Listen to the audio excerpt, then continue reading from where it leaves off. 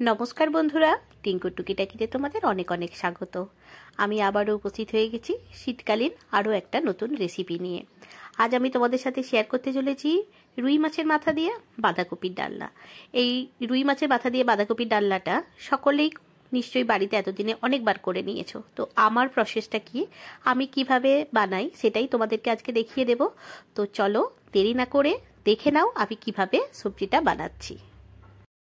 আমি আবার আমার দেখো পসরা সাজিয়ে রেডি হয়ে গেছি।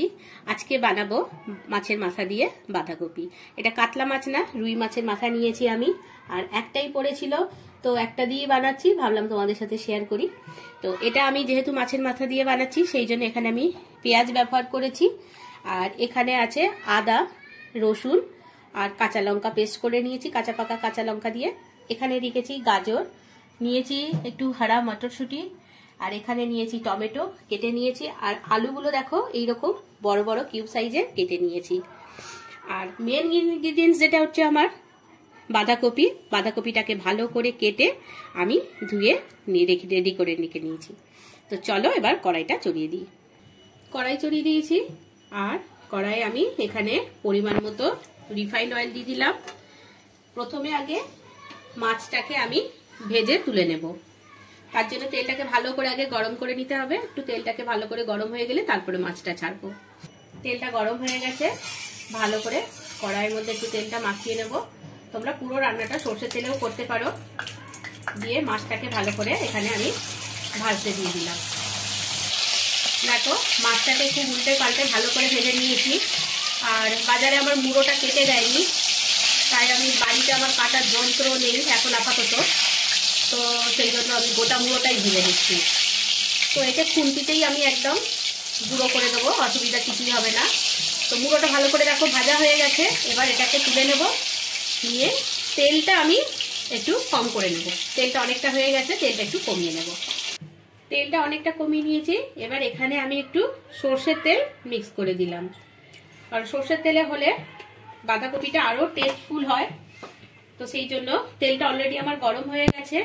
এখানে আমি অল্প একটু পাঁচফোড়ন, দুটো তেজপাতা, শুকনো লঙ্কা আর দুটো এলাচ, দুটো লং আর একটু দারচিনি নিয়েছি, এটা আমি ফোড়নে দিয়ে দিলাম। মিস্টেক হয়ে গেছে একটুখানি, প্রথমেই আমি পাঁচফোড়ন দিয়ে ফেলেছি, তার আগে আলুগুলো একটু ভেজে তুলে নেওয়া দরকার ছিল। তো এখানেই আমি দিয়ে আলুগুলোকে একটু ভেজে তুলে নেব। আলুগুলোর গায়ে দেখো আঁচ লেগে গেছে, হালকা ভাজা ভাজা হয়ে গেছে। এবার পাঁচফোড়ন বাঁচিয়ে আলুগুলোকে আমি সুন্দর করে একটা একটা করে তুলে নেব। তোমরা আগে আলুটা ভেজে নিও, তারপরে পাঁচফোড়নটা দিও, আমি কথায় কথায় ভুলে গেছি।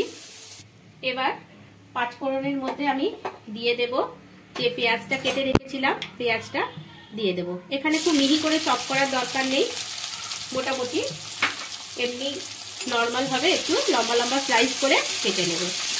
পেঁয়াজটা খুব বেশি ভাজবো না, জাস্ট হালকা একটু কালার আসবে ওইটুকুই ভাজবো।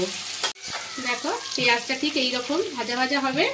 এবার আমি যে আদা, অল্প একটু 3-4 কলি রসুন আর 3টে কাঁচা লঙ্কা বেটে রেখেছিলাম, সেটাকে দিয়ে ভালো করে একটু মিক্স করে নেব।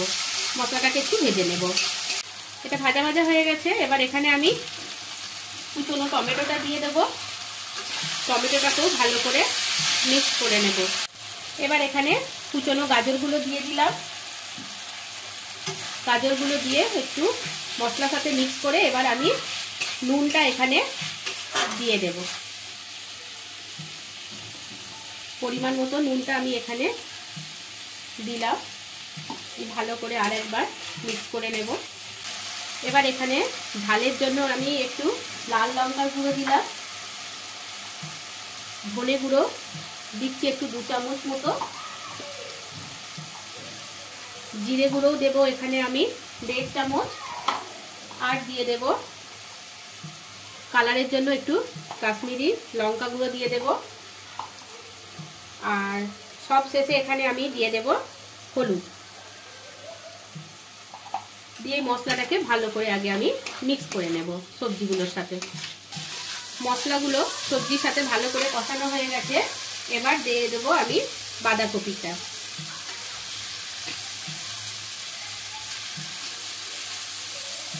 বাঁধাকপিটা দিয়ে একটু নেড়ে নেব আগে, দিয়ে বাকি যেটুকু আছে সেটাও দিয়ে দেবো। বাঁধাকপিটাকে দেখো মশলার সাথে ভালো করে মাখিয়ে নিয়েছি। এবার যেটুকু বেঁচে আছে এটাকেও দিয়ে দেব, দিয়ে ঢাকা দিয়ে দেব। গ্যাসের ফ্লেমটা সিম করে ঢাকা দিয়ে দেবো যতক্ষণ না বাঁধাকপিটা কমে যাচ্ছে। ঢাকনাটা খুলে দিলাম, তো বাঁধাকপিটা কতটা কমে গেছে। দিয়ে এটাকে ভালো করে আবার আমি মশলার সঙ্গে মিক্স করে দিলাম। আর এইবার আমি যে ভেজে রেখেছিলাম আলুগুলো এবার আমি এখানে দিয়ে দেব। আলুগুলো যদিও চন্দ্রমুখী, তবুও এইবার দিয়ে দিলেই সেদ্ধটা খুব সুন্দর হবে।